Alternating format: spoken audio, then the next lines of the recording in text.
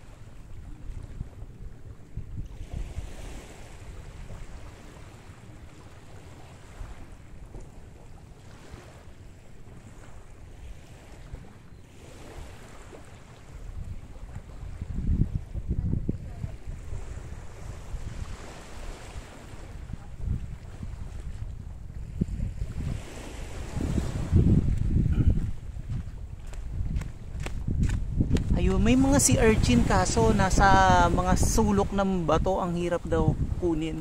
So may nakuha na yung kapatid ko, ayan. Tapos eto, yung mayroong mga kuko-kuko, ayan, sa shell. Tapos ayan din, eto, may nakuha rin sila, eto. Ano ba to? Kaya kinakain din daw yan. Parang mga barnacle, hindi ko alam kung ano to.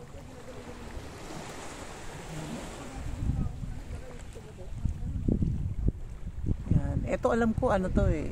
Ginagawa tong chicharon. Ano? Saan tayo lagi to? Ano ba?